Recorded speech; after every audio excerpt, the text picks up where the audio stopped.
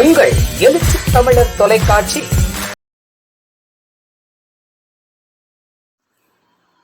தொகுதி வரையறையில் தமிழகம் மட்டுமல்ல தென் மாநிலங்கள் முழுவதுமாக பாதிக்கப்படும். தொல் திருமாவளவன். மோடி அமித்ஷாவும் எவ்வளவு கமிஷன் வாங்கியுள்ளார்கள் என்பதை அண்ணாமலை தெளிவுபடுத்தட்டும். அதன் பிறகு முதல்வரை கேட்கலாம். அண்ணாமலைக்கு திருமாவளவன் பதில். மதுரையில் மத நல்லிணக்க பொதுக்கூட்ட பேரணி நடத்த மதுரை மாநகர காவல் ஆணையாளர் அனுமதி மறுத்திருப்பது அதிர்ச்சி அளிக்கிறது.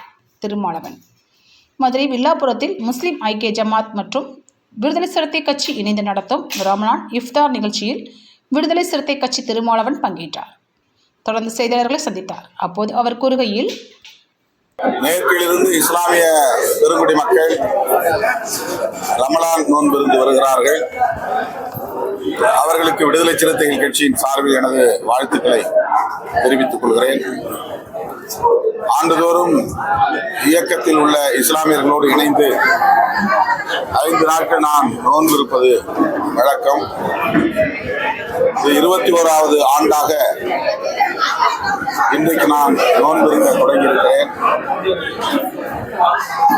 இன்னும் 4 நாட்கள் நோன்பு இருக்க உள்ளேன். சமூக நல்லிணக்கம், மத நல்லிணக்கம் இந்திய மண்ணில் நிலைநாட்டப்பெற வேண்டும் என்பதில் விடுதலை சிறுத்தைகள் கட்சி மிகவும் கவனமாக இருக்கிறது.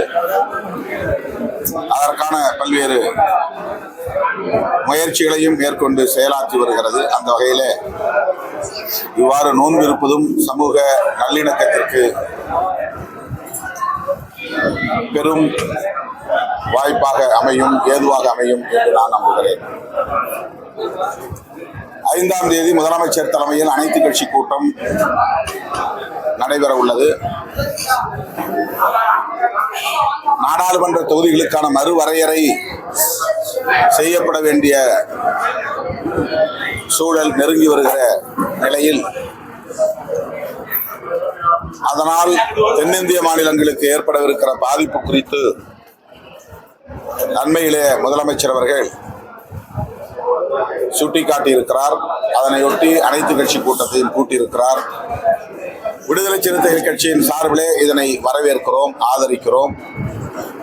ஓராண்டுக்கு முன்பு விடுதலை சிறுத்தைகள் கட்சியின் வெல்லும் ஜனநாயக மாநாட்டில் இந்த நாடாளுமன்ற தொகுதி மறுவரையறை செய்வதன் அடிப்படையில் தமிழ்நாடு உள்ளிட்ட தென்னிந்திய மாநிலங்களில் எத்தகைய பாதிப்புகள் நேரும் என்பதை சுட்டிக்காட்டி தீர்மானம் நிறைவேற்றியிருக்கிறோம்.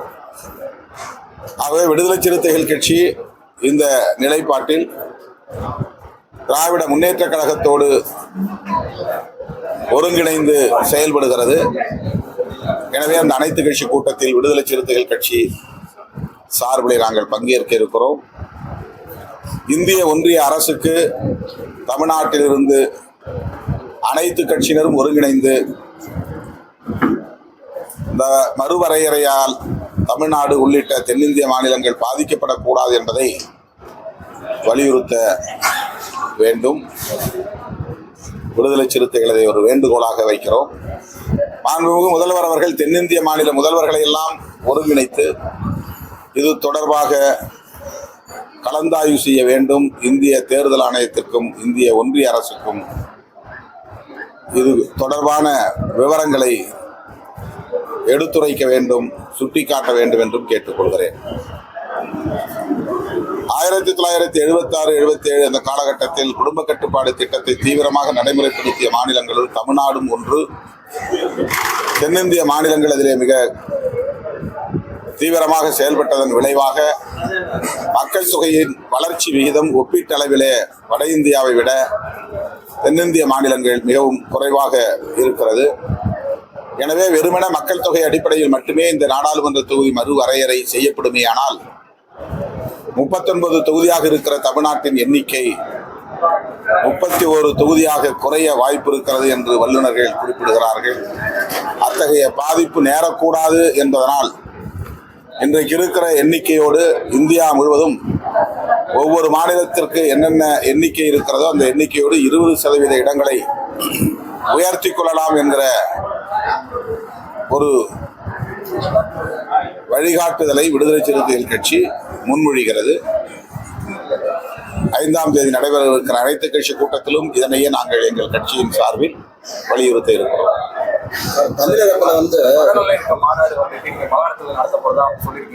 மார்ச் 9ஆம் தேதி விடுதலை சிறுத்தைகள் கட்சி மட்டுமல்ல, மதுரையில் உள்ள அனைத்து ஜனநாயக சக்திகளும், அரசியல் கட்சிகள் உள்ளிட்ட கட்சி சார்பற்ற பல்வேறு அமைப்புகளும் ஒருங்கிணைந்து மத நல்லிணக்க பேரணி மற்றும் பொதுக்கூட்டம் நடத்த அனுமதி கேட்டிருந்த நிலையில் மாநகர காவல் ஆணையர் அனுமதி மறுத்திருப்பது அதிர்ச்சி அளிக்கிறது.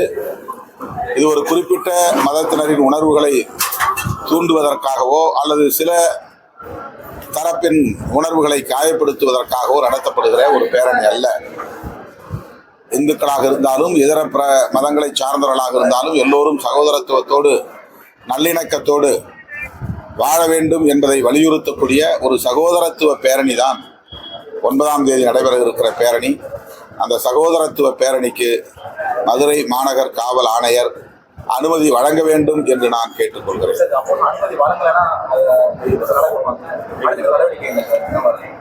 இதனுடைய ஒருங்கிணைப்பாளர்கள் முடிவு செய்வார்கள்.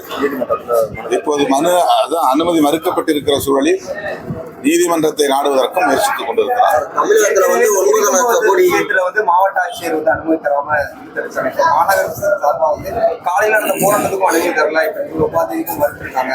மதுரை மாவட்ட நிர்வாகத்தை பத்தி என்ன நினைக்கிறீங்க? அந்த பிரச்சனை வேறு, இந்த பிரச்சனை வேறு. திருப்பரங்குன்றத்தில் நடந்த பிரச்சனையை ஒட்டி சமூக பதற்றம் எழுந்துவிடக்கூடாது என்ற அடிப்படையில் இதற்கு அனுமதி மறுத்திருப்பதாக தெரிய வருகிறது.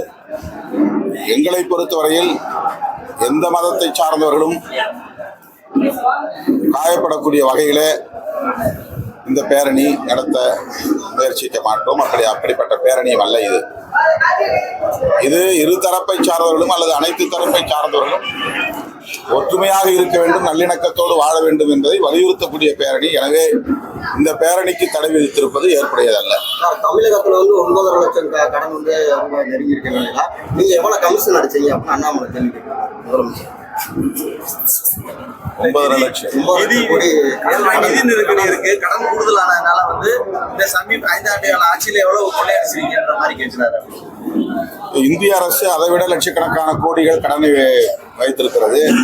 அப்படி என்றால் மோடி அவர்களும் அமித்ஷா அவர்களும் எவ்வளவு அதில் கமிஷன் வாங்கியிருக்கிறார்கள் என்று அண்ணாமலை தெளிவுபடுத்தட்டும். அதன் பிறகு முதல்வரை கேட்கலாம். தொடர்ந்து சீமான் அவர்கள் பெண்களை ஒரு அவமரியாதை சொல்றாங்க. மார்க்சிஸ்ட் கம்யூனிஸ்ட்ல இருந்து பல்வேறு கட்சிகள் எதிர்ப்பு சொல்றாங்க. பெண்கள் அவமானப்படுற செய்தியா இருக்கு. இப்போ அதாவது அதிமுக அரசு அமைதியா இருக்கு. இப்போ திமுக கரெக்டா பெரியாரை பத்தி பேசும்போது மட்டும் இந்த மாதிரி வழக்குகள் தொடரப்படுது, விசாரணை செய்யப்படுது. இது திமுக அரசு தொடுத்த வழக்கு அல்ல. வழக்கு அவரே தொடுத்த வழக்கு. அந்த வழக்கு விசாரணைக்கு உயர்நீதிமன்றம் ஒரு வழிகாட்டுதலை தந்திருக்கிறது. அந்த வழிகாட்டுதலின் அடிப்படையில் காவல்துறை செயல்பட்டு இருக்கிறார்கள். அவ்வளவுதான். இதில் திமுக அரசு அந்த வழக்கு 14 வருடங்கள் நீடிப்பதாக சொல்கிறார். ஆட்சிக்கு திமுக 3 ஆண்டுகள் தான் ஆகிறது. இந்த ஆட்சி 14 வருடங்களாக நீடிக்கிற அந்த வழக்குக்கும் இப்போது அண்மையிலே 3 ஆண்டுகளுக்கு முன்பு ஆட்சிக்கு வந்த திமுகவுக்கும் என்ன தொடர்பு இருக்கிறது என்று எனக்கு தெரியவில்லை. இது இதை அரசியல்படுத்த வேண்டிய தேவையில்லை. அவருடைய தனிப்பட்ட பிரச்சனை. அவர் சட்டப்பூர்வமாக அதை சந்தித்து வருகிறார். சட்டப்பூர்வமாகவே சந்திக்கட்டும்.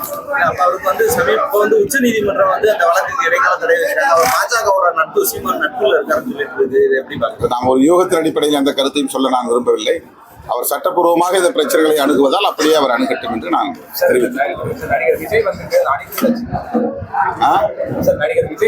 அனைத்து கட்சிகள் போன்ற நிகழ்ச்சியில பங்கேற்கிறது அவரும் விழா முன்னெடுக்கலாம் சொல்லியிருக்காரு. எப்படி பாக்குறீங்க? ஒரு அரசியல் கட்சி ஆரம்பிச்சுட்டாரு, அப்புறம் அதெல்லாம் பண்ணிதான் ஆகணும். அவரோட செயல்பாடு பற்றி உங்களுக்கு கருத்து? நல்லது. அவர் கட்சிக்கு தான் தொடங்கியிருக்காரு. 1 வருஷம் தான் ஆகுது.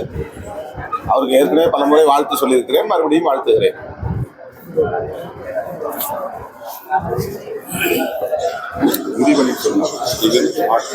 மார்ச் 29ஆம் தேதி மகளிர் அணியின் சார்பில் தேர்தல் அங்கீகார வெற்றி விழாவை விடுதலை சிறுத்தைகள் கட்சியின் மகளிர் பிரிவு ஒருங்கிணைக்கிறது.